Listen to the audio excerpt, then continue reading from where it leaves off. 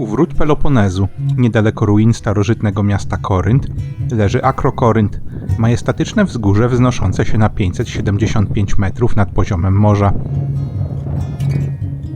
Pod jego szczyt można wjechać krętą drogą, a warto to zrobić ze względu na wspaniałe widoki na Zatokę Koryncką, Morze Egejskie i okolice.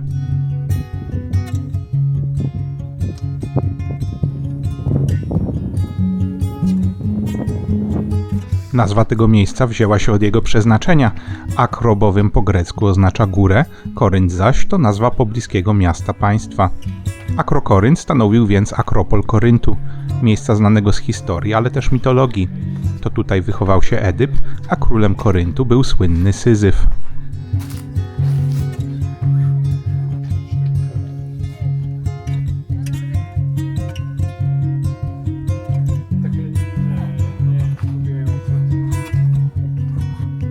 W starożytności znajdowały się tu nie tylko budowle o charakterze obronnym, ale też religijnym. Znana była zwłaszcza świątynia Afrodyty, zbudowana w VI wieku przed naszą erą. Świątynia sławę zawdzięczała głównie kapłankom Afrodyty, które trudniły się sakralną prostytucją. Stąd też wzięło się określenie córy Koryntu. Według starożytnego historyka Strabona takim praktykom w jednej świątyni oddawało się nawet ponad 1000 kobiet. Dzisiaj jednak historycy uznają, że Strabona mogła nieco ponieść fantazja. Faktem jest, że świątynia była znana w całym greckim świecie, a pamięć o niej przetrwała do dziś, w przeciwieństwie do samego budynku, który na przestrzeni wieków uległ zniszczeniu.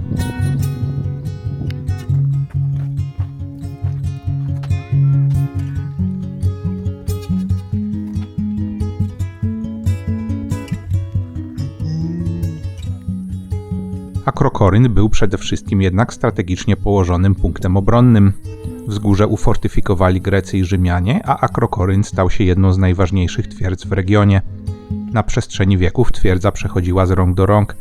Władali nią Bizantyjczycy, Frankowie, Wenecjanie i Imperium Osmańskie, które podbiło ją w 1458 roku.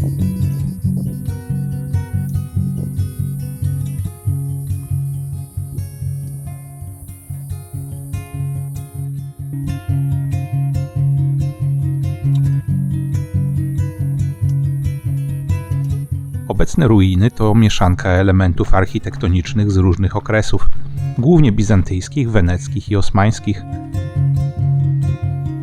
Przykładem osmańskiej architektury są ruiny meczetu Ahmeda III, jednego z 4 meczetów, jakie istniały na wzgórzu Akrokoryntu.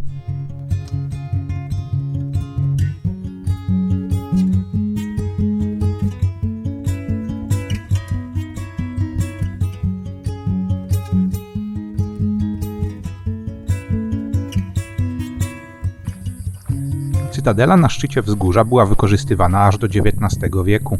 Miały na to wpływ znajdujące się tutaj źródła wody pitnej, z których najważniejsze było źródło Pirene. Jego wody wykorzystywano do celów pitnych i rolniczych, a także podczas oblężeń. Woda była zbierana w cysternach, a system kanałów i akweduktów rozprowadzał ją po terenie Akropolu i miasta Koryntu.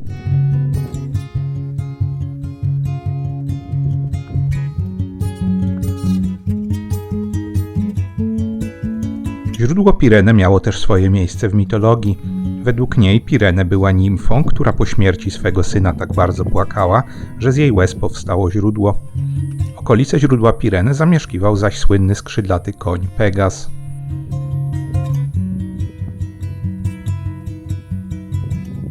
Po 1821 roku twierdza wróciła pod panowanie greckie, później zaś powoli popadała w ruinę. Do dziś zachowały się głównie mury obronne i ruiny kilku budynków. Warto jednak odwiedzić to miejsce, zwłaszcza że wstęp jest bezpłatny. To jeden z lepszych punktów widokowych na Pelopones, z którego możemy zobaczyć niesamowitą panoramę okolic.